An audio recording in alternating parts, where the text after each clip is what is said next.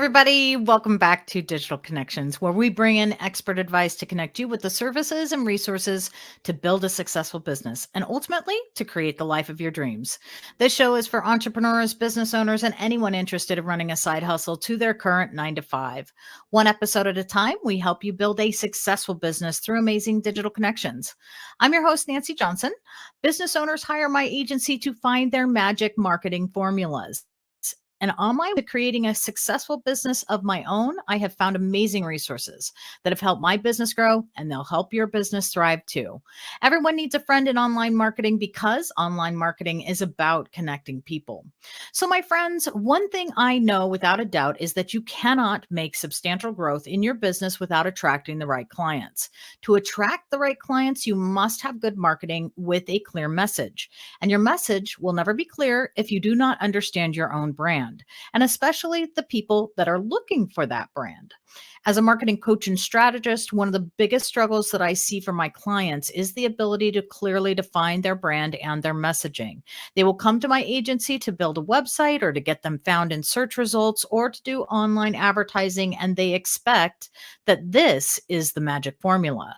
They expect that these tactics will get them in front of the right people. But this is really putting the cart well before the horse. Brand is everything that defines your business, and it must come first. Otherwise, your message is muddled and people have no idea if you're able to solve the problems they need answers to.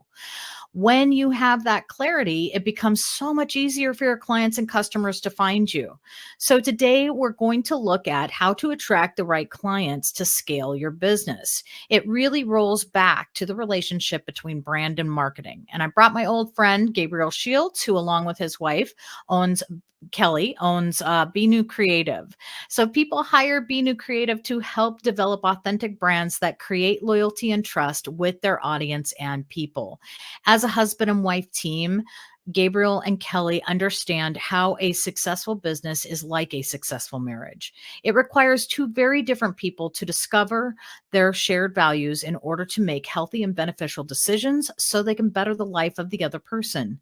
Benu Creative helps businesses look beyond products and services so they market effectively and establish the perfect marriage between a successful brand and successful people. So, Gabriel, welcome back to the show. It's always great to be back on the show, and it's always great to be talking with you, Nancee. Yeah, fantastic. So let's start back at the beginning so that we're all on the same page, because I think Sure. there's a lot of confusion and some myth dispelling that kind of needs to happen here. But let's talk about what marketing really is. Absolutely. Absolutely. I think this is the common distinction that has to be made between brand and marketing, which is that branding is really the message, but a lot of people think marketing is, and that's where the myth comes in, is they think, oh, marketing is the message, but marketing is just the vehicle or catalyst. I like to use this example. Imagine that you are going to buy a brand new Lamborghini, right? And it looks beautiful. Everybody, I mean, who wouldn't want a Lamborghini, right? And then you find out that it doesn't have an engine in it. Well, I bet that thing's not leaving the lot, both, you know, literally and figuratively, right? It's not going to actually move. And so what ends up happening a lot of times is people get really excited about the Lamborghini, the marketing. Now, if you were to be on a hill and you just threw your car in drive or in neutral and you just stepped out of it and let it roll down that hill without you, what's going to happen, right? Everybody knows what's going to happen. It's going to find a ravine. It's going to find a tree to wrap itself around. So really what it is that brand is the driver. It's the identity, it's the message, Mm. it's all of the things that actually do connect with our audience and say, this is my reputation, because brand is all about reputation. Marketing is how we allow that reputation to be communicated and to be brought forth. So there are marketing channels, but without that brand identity and that brand messaging, those marketing channels are going to be completely flat. I love that, because that is exactly what happens in way too many cases. People go out, they're trying to do SEO, they're trying to build a website, and it's a glorified business card, or, it just has no guts to it, right? And people are Absolutely. not connecting with it because it's a car without an engine. I love that. Love that. Yeah.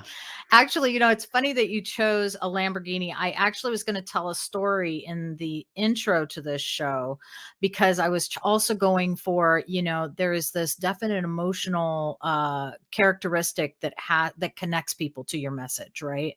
And Oh, to your absolutely. brand. And, it ultimately, I think almost everything in this world sells through emotion. Even though we like to believe that we're very logical human beings and that, we've got, we care about the stats and we don't really, honestly, when you're buying that Lamborghini and you're looking at it and you take it home to your wife after, you've bought it off of the lot and you tell her, oh, it's got great safety standards and, and the You're resale lying. value on this thing. Oh yeah. You're trying That's to be a not why you salesman. bought it. Right. Right. Oh, so, well, how does a business go about though building that loyalty and the trust in sales when it really is about that emotion, when it really is those kinds of connections?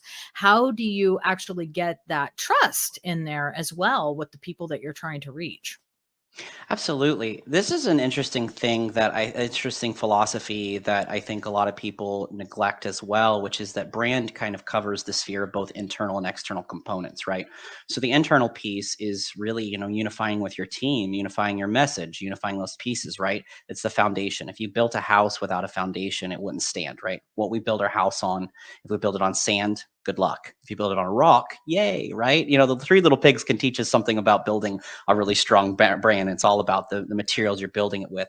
And we say start with those values, right? If you're in a team, if you're in a and a lot of companies, they have company values listed, but how many of them are actually utilizing them and living them? This is not something that we just throw on our website and call it a day, right? Mm, This is stuff that actually has to be utilized, right? If you're paying for a tool that you never use, you're wasting your money. If you have values that you're not utilizing, you're wasting your time and everybody else's. So the first thing is, if you want to be successful with your customer, first unite your team.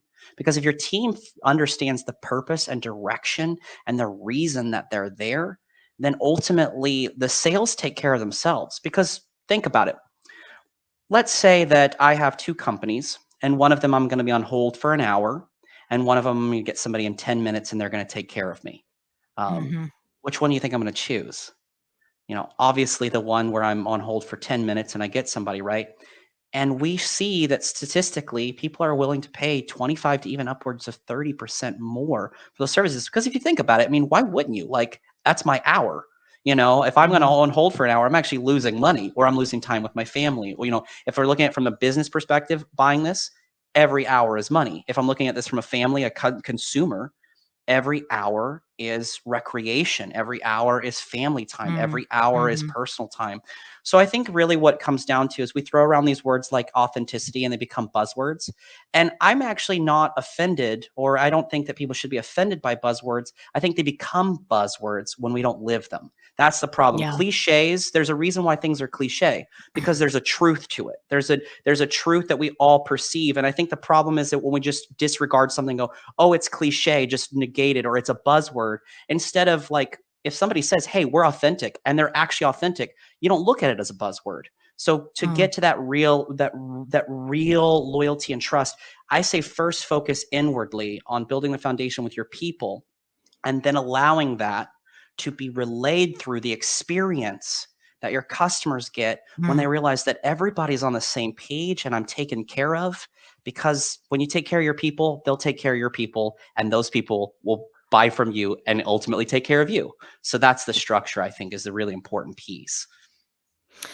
Yeah, no, I will say, and it's really interesting. This brings to mind. I was actually on hold. I was setting up my mom's new cell phone for her, right? And I was on hold with one company that I was transferring her over to. They have great prices, and I know it's something that she can actually afford. And they also have a nice selection of cell phones at the price that she can afford too, right? The other company is one of the higher, bigger brands, and she was guaranteed she was going to pay like $1,000 for her phone, which, on her senior salary, that's not something that's Yeah. looking real positive. But on top of that, their customer service, in my opinion, is just they're not even comparable, right?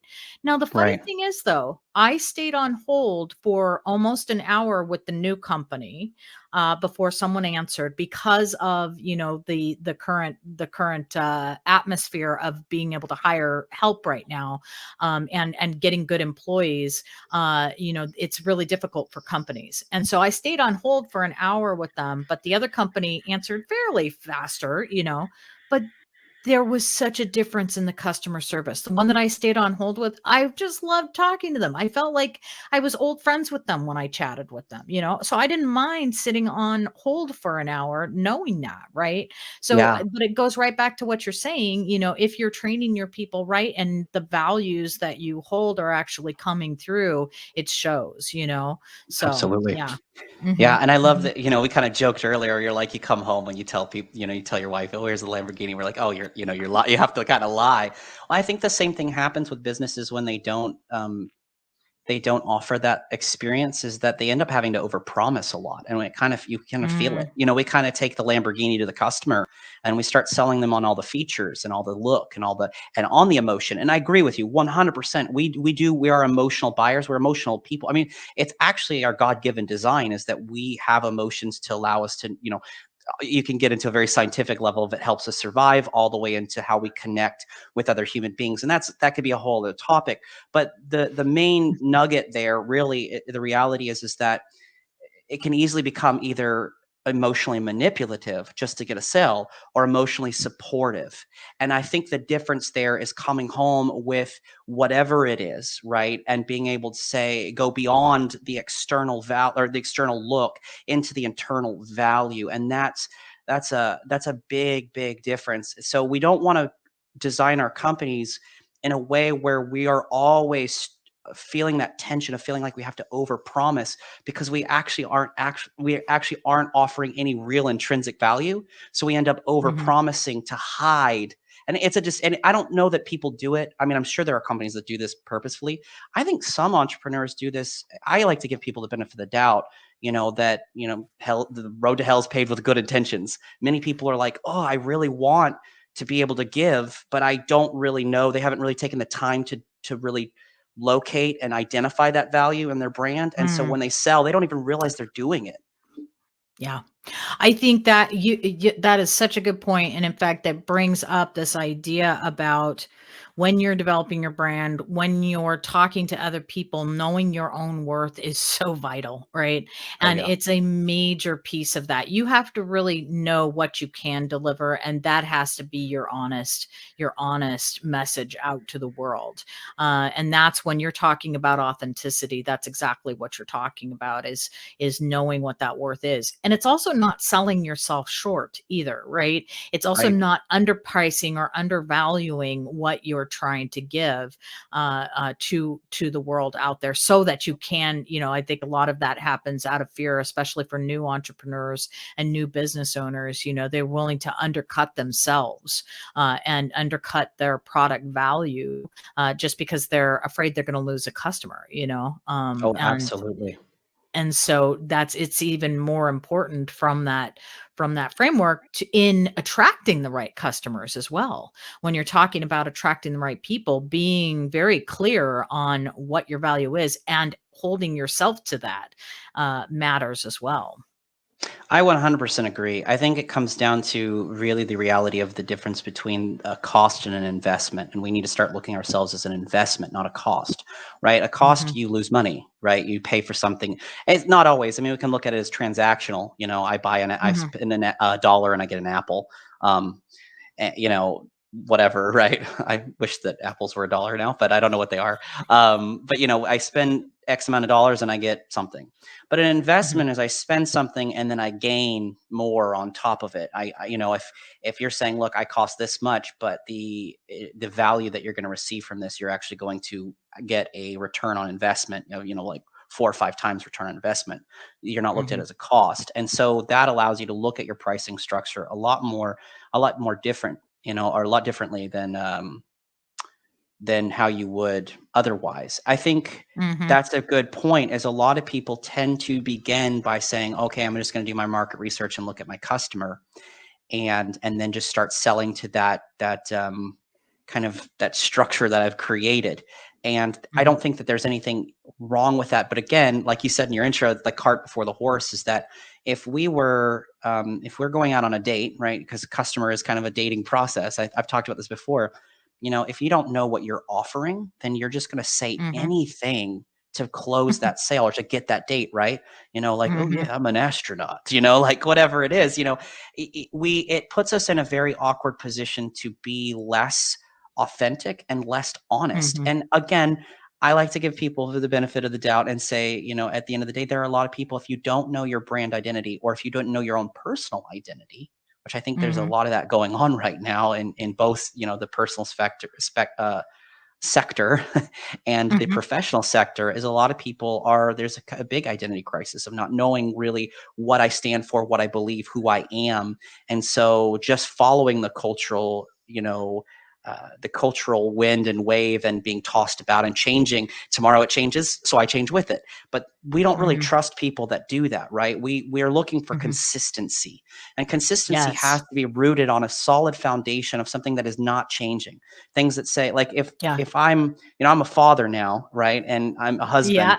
and if tomorrow I came in the house and completely changed everything that I said to my wife and my son, then how could they trust that I'm actually going to provide, or how am I going to be, that trustworthy family member to them, that there's no security, there's no loyalty and trust come from security, knowing that I'm secure and I can actually truly trust this person to be Mm. honest with me. And consistency does that. Consistency also sometimes tells people the hard things that, like, or says, I don't know the answer to that, let me find it. Or Mm. I've actually never, for instance, I've worked with clients before where I've said, I've actually not had any experience with that, with running Yeah. a magazine Mhm. article or something like that and doing a print ad there. So I just want you to know that up front, that that's not a place that I have actual experience. I have a plethora of people in my network that I could reach out to and see if there's somebody that's a better fit, or I would Mhm. love to dive in and do my due diligence and do the research for you. But you can trust that I'm telling you the God's honest truth and not just, telling you what you want to hear. That's Sure. consistency, because we can Mhm. just say, like, I don't know everything. Mhm. And that's trust building right there, right? So, how do people go about finding where their true client is? How do they go about uh, locating those people, right? I know we start with in my business we start with that persona, right? But Mhm. what else goes into how to find that true client? That's an absolute great question. And you still start there. Mhm. Customer persona, customer avatar, target customer, Yeah. whatever you want to call it. It goes by many names. I like to call it a customer avatar because I'm a huge fan of the Nickelodeon show. No, I'm just kidding. That's not why. But I do really love Avatar: The Last Airbender. But actually, it means to embody something. So it just helps me to remind myself that I'm actually trying to embody the needs and walk in the shoes. So when I coach clients on that, that's what I say. But that's Mhm. neither here nor there. You start there, and the demographic data is generally what people just absorb, and that's kind of where they leave it, is, what's the age, sex, location, income level, right? But that Yeah. doesn't Yeah. really offer us enough detail to know how we're going to market to them. What this does, though, is it's still important and it shouldn't be glossed over. It tells Mhm. us where these people are hanging out, right? Mhm. If you're looking at, people that are 16 to 24, and they're really excited about short viral content, then yeah, maybe TikTok is for you. If they're Mhm. moms and coupon cutters that, that are looking for, really interesting ways of lifestyle and cooking and recipes and fashion, maybe Pinterest is good for you, or Instagram. You get the point. We've got it when we know, like, okay, if it's mostly females, 25 to 35 that are kind of in the homemaking space, Pinterest might be a great spot, or interest in Instagram might be a great spot. So now we know where they hang out. So we have a pretty Mhm. good idea. And at the end of the day, it also is like thinking about and actually doing the research of, what are they interested in? But that's where we Mhm. get into the second part, which I think is much more important, which is the what I like to call connection points, which are values, goals, and interests. Now, this is one of those things where values help you to know whether they align. That's why it's so important to know what you value. Because let's say I am let's say I'm shooting out an email, I'm designing my company and figuring out, should I be automated with my emails or should I be a little bit more personal with my emails? Now, the response time's slower in the second one than the first one, but there's a more personal touch to it. There's no right or wrong. I need to look at my values and make that decision, because if somebody values going really, really, really fast and they don't want to wait, and I decide to go the route of automation, but I'm a very relational, really want to develop that relationship with them in a very meaningful way, I'm actually going to end up attracting the people that don't align with me at all, right? Because I'm just following the cultural trend. Again, that's not to say that we just say, oh, I'm just not going to use automation at all.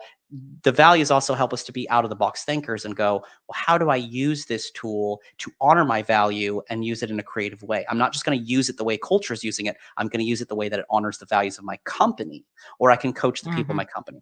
So that's the first thing, which is kind of an aside, but back to the customer avatar, which is now the values let us know if we align.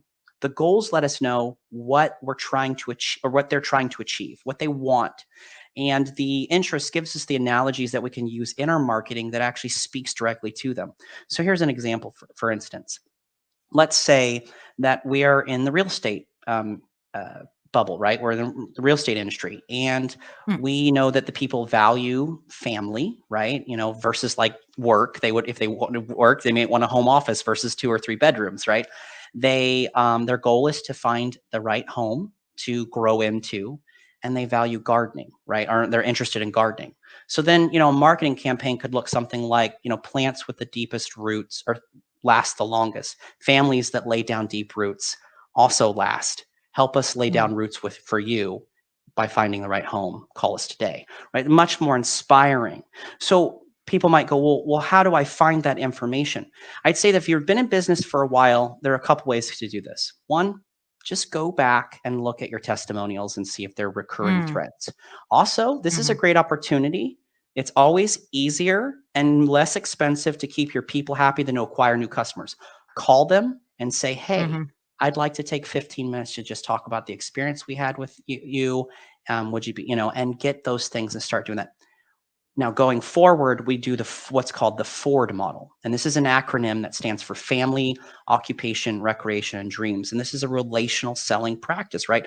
Sales can be like, ooh, sales, right? But if we think about sales as building a relationship and getting to know the other person, that's where we get this information. So every person that you interact with should be asking, hey, what do you like to do for fun?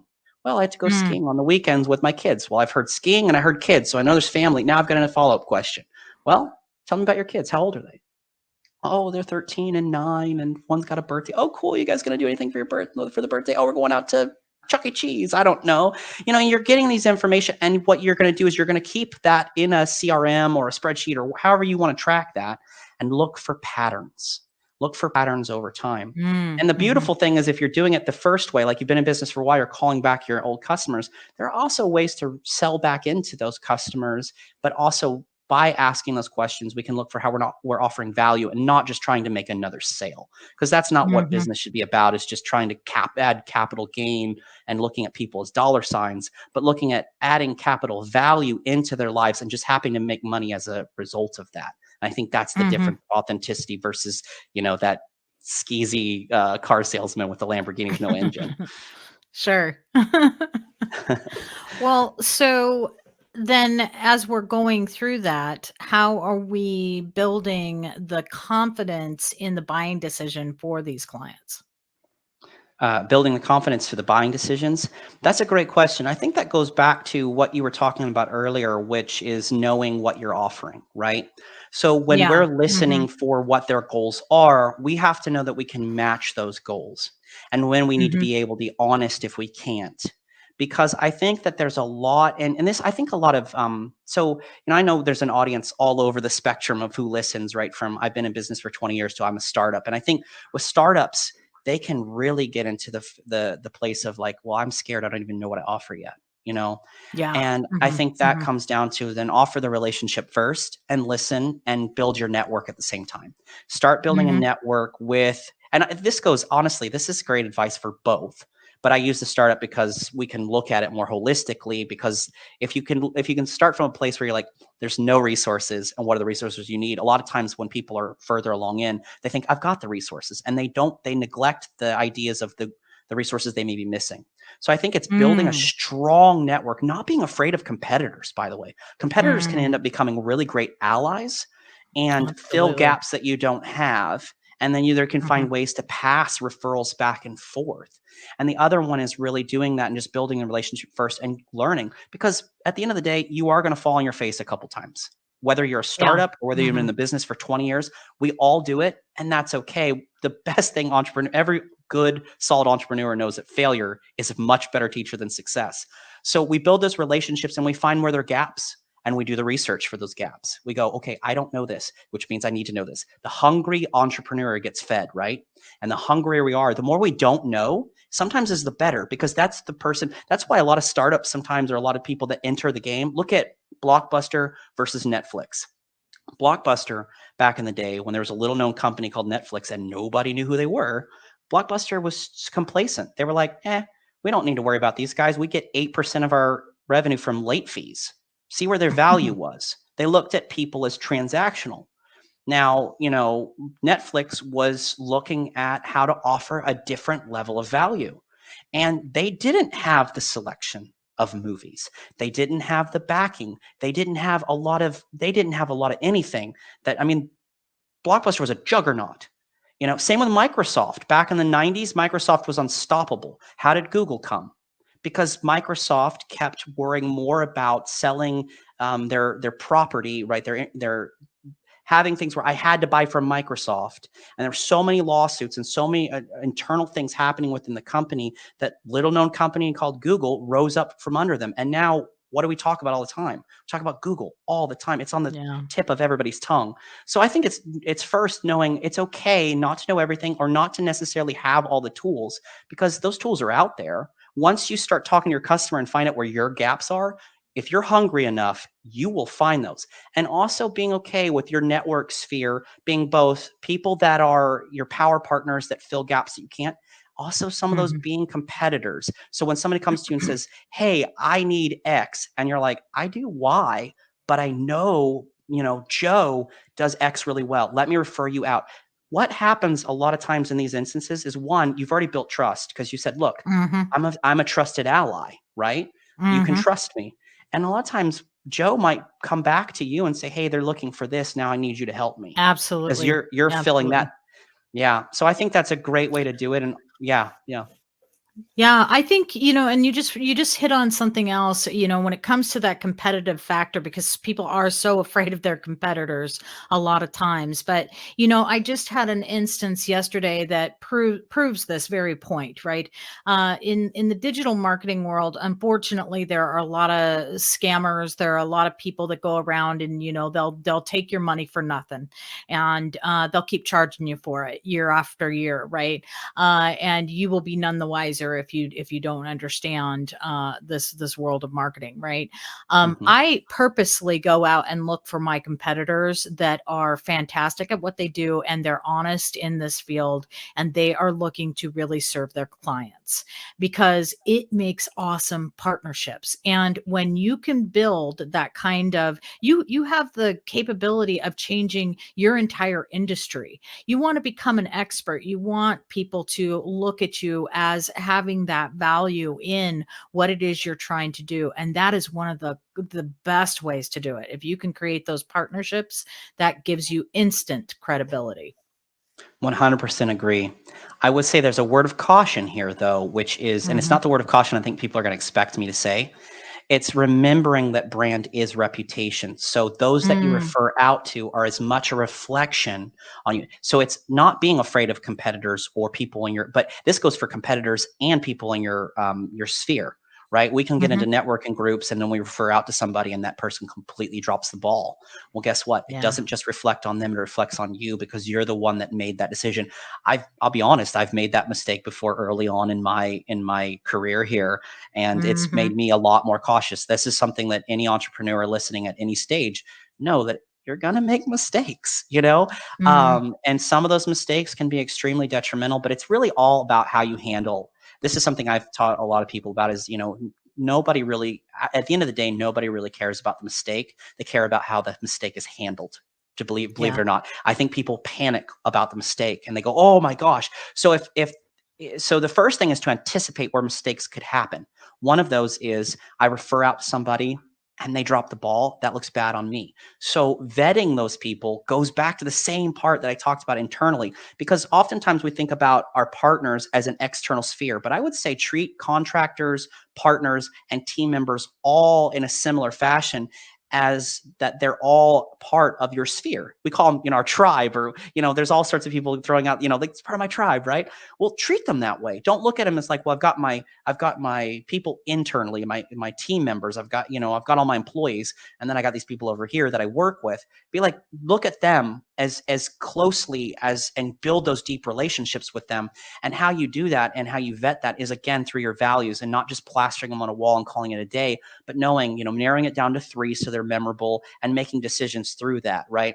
Relational business practices, let's say, like ours are relational business practices, high quality education, and intentional quality. So Mm.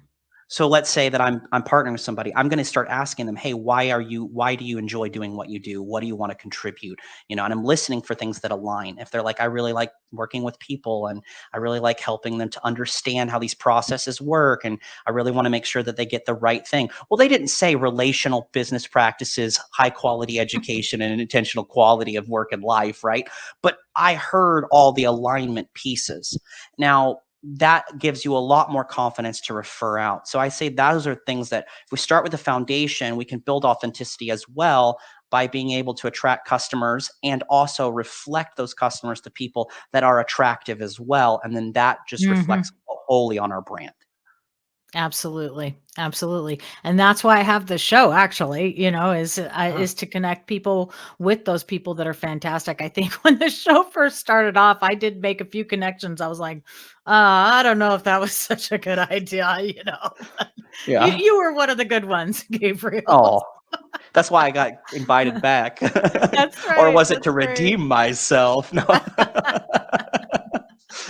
So tell me, what else do the listeners need to know about bringing in the right clients? Is there anything else we need to share with them? I know we're getting a little short on time, so. Yeah. I think at the end of the day, it really is giving. I think it's twofold. If I were to say, I think it's giving yourself grace and giving others grace. Mm, And what I mean by that is, again, going back to, it's okay to make mistakes, but anticipate those mistakes and learn from those mistakes, and give grace when those mistakes are made.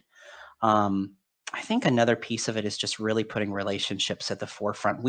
I'm not a huge fan. If anybody has ever talked to me for 2 minutes, that I work in this space, and I've learned to utilize tools, being in the world but not of the world. Like, I don't like social media, to be completely honest. I yeah, never yeah. have. I remember when I was in my early 20s and MySpace came out, and I turned to my friend and I said, "This will be the this will be the death of modern society." And I said that back in MySpace days.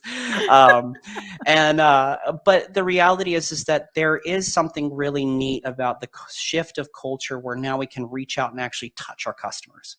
But Mhm, yet we've somehow treated social media as this kind of circus, this kind of performance piece. I like to call conversations like a ping pong game, where the mhm. ball is the conversation, and a conversation requires questions. And I would challenge anybody listening to this: scroll down through your favorite social media platforms, see how long it takes before you get a question. And I bet you'll scroll for a long time. But so, how do we play ping pong if we're just swinging our paddles at each other? So I think reality is that people really going to appreciate when you're asking them about them. I'll kind of conclude with this. I remember when I was young, my dad told me that he sat, I think it was like on a plane somewhere, and this guy was kind of chatting him up, and my dad said he didn't say like 2 words, and the guy got off the plane. He said, "You're the most fascinating man I've ever spoken to." And my dad said, "I let him talk about him." And the reality is I think as businesses, our marketing tends to be a lot about us. We tend to go, Mhm. look at me. And social media has done no favors here. But we now have the opportunity to reach out, build a relationship, and ask questions. Ask, what is it that you're looking for? What is your major pain point? What are you trying to accomplish? What's your family like? What's, all these things, and getting these pieces together. And that's where we're able to give more and more investment rather than price. We're about to give more value. We're able to give more of ourselves. It's Yeah. scary because it requires vulnerability, but it's worth doing. Mm. Yep. I couldn't agree more. Very well said. Thank you, Gabriel. Thank Well, you. all right. Before we take off today, I do want to leave our listeners with our digital marketing tip of the day. And since we're talking about attracting the right clients today, I want to leave you with a few ideas on how to show your credibility and your expertise to your audience, as this is a prime factor in their choice to do business with you, as we just talked about. So before we jump into these, the one thing you must always do, though, is get consistent, as we said, with whatever you decide to do. Additionally, do not be afraid to give away too much information. Most of the time, people aren't looking to do what you do themselves, but they want to believe that you can do it for them. So sharing your knowledge shows this. So number one, look for groups on LinkedIn and Facebook, or specifically wherever your audience is hanging out looking for advice. Share your information there and join these groups. Share your knowledge there and join these groups. Start interfacing with the people there. And as Gabriel just suggested, make sure that you're asking questions in those groups. Number two, share information from other experts along with your opinion and your insights on what to talk about or what they're talking about. So again, LinkedIn is a great place to do this, but YouTube, Clubhouse, and emails, newsletters are some other locations that you might consider. Also, number three, engage with people that comment on what you post. Make sure to answer any questions that they have, but also acknowledge their compliments or their comments, even if they're just telling you how much they liked your show or maybe or your post, or even how much they disliked your post. Make sure that you're commenting back, or that you're at least liking, or making some sort of gesture towards what that really came out wrong. But just make sure that you're talking back with them, that you're engaging with them. All right. And number four, get on podcasts that cover the subjects you want to be known as an expert in. So there is a podcast for just about every niche and subject in the world. So you may have to work your way up to the more popular shows, but start where you're at. A great place to go is matchmaker.fm to find shows that fit your niche. And you might even consider starting your own podcast. And if this is something that you are interested in, I would love to have a conversation with you. Reach out to me at wsidigitalconnections.com and we can chat. I want to thank my guest, Gabriel Shields at Benu Creative. You can find Benu Creative at benucreative.com. That's BENU creative.com. And please make sure to follow us, subscribe, and like us wherever you get your podcast. You can find this episode and previous shows along with contact information for me and all of our guests at our website at digitalconnections.us. Have a great week and tune in next time for another amazing digital connection for your business.